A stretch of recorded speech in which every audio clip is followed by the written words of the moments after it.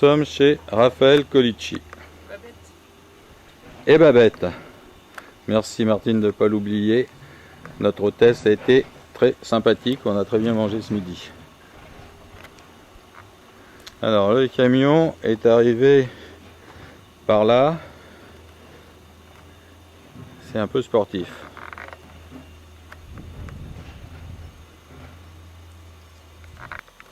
On va approcher pour visiter les thermes qui sont en train de construire. Alors le bruit qu'on entend, on va comprendre, c'est un espèce de gigantesque marteau-piqueur et ils sont en train de fabriquer une grotte. Et voilà le boulot.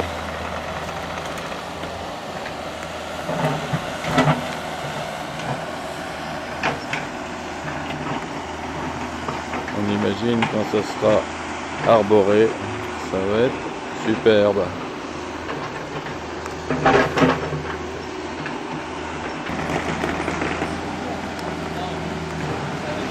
Là, Raphaël en chemise à carreaux, en plein travail.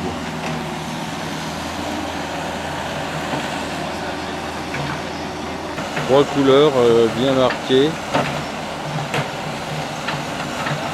Ici c'est surtout du grès et sur ce lieu même on extrayait des meules pour les moulins à huile, farine et moulins ménagers, je sais pas, etc. Alors là ça fait très fort, hein. C'est carrément c'est les thermes, la piscine couverte. Puis là, on va aller voir le centre de soins. Centre de soins oléothérapie. Une petite baignade. La semaine prochaine. Autrement, on imagine que quand ça sera tout bien épuré, ça sera pas inintéressant. Donc, les bains romains. L'entrée.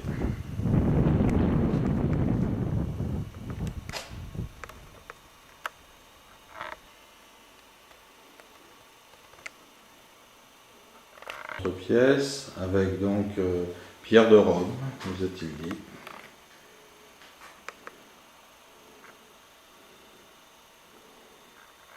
Une autre pièce encore.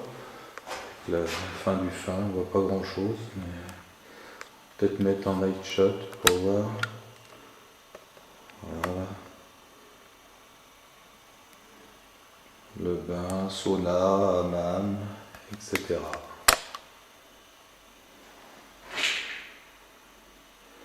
Un sacré programme. Et tout ça ouvre le 1er mai. On est quand même le 4 mars.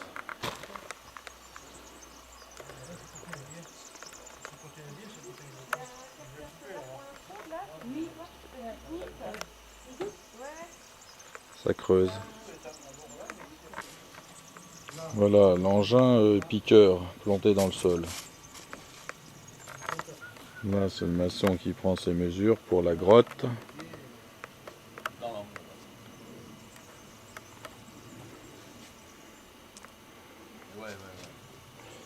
Et donc la pierre de pays dans la table de sacrifice. Parce que là-bas, regarde, là, pendant qu'il est là, tout à l'heure, il pourra gratter la terre qu'il y a sur ce plateau. On renforce avec un peu de ferraille. Non, mais je vois que le problème là-bas, il y a le mur il va venir là-bas, mais je gratte dessus. Non, c'est pas moi. Là, c'est la source. C'est pas moi.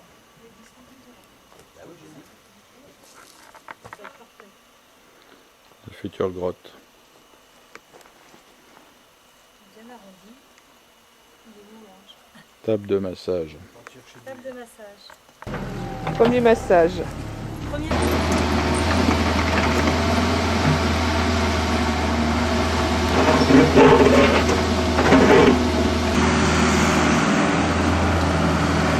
Le côté irrationnel de la chose.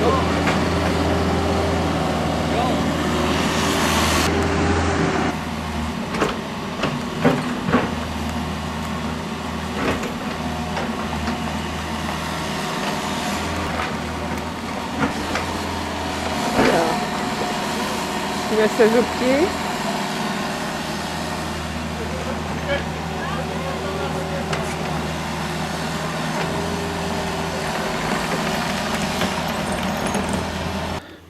Raphaël Colicci. Tu m'épates, tu m'épates. Tu m'as montré ce matin les derniers travaux. Tu es en train ni plus ni moins de nous refaire des bains romains. Quelle idée t'a pris?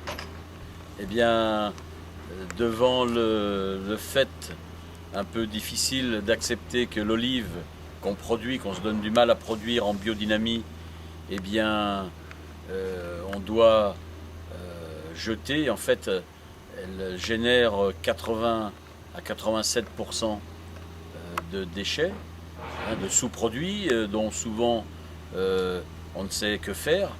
Et bien là, on a valorisé tous ces sous-produits de l'olive.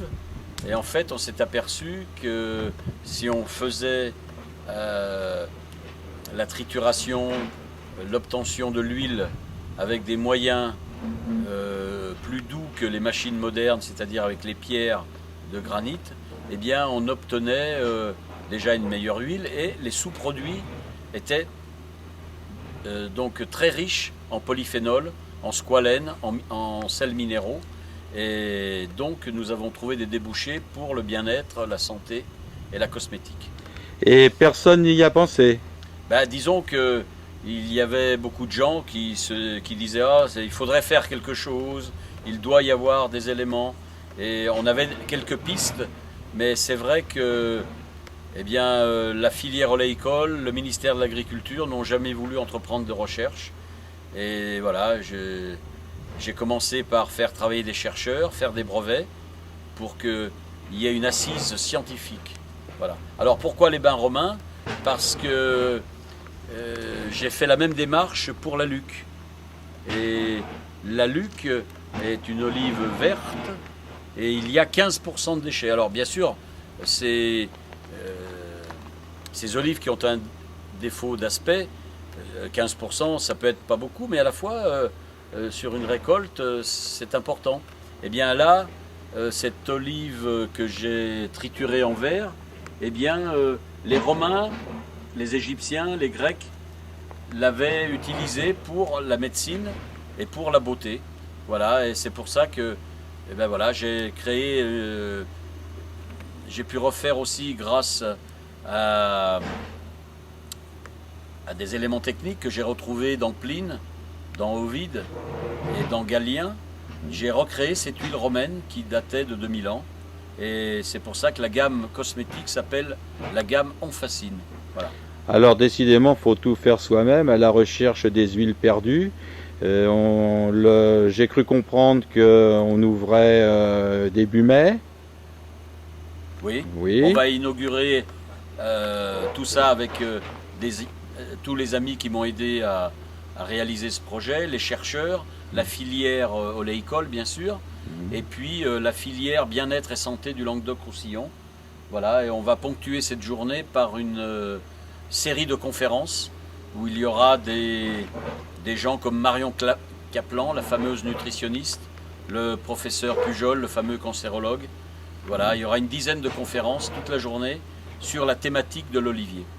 Rien que ça.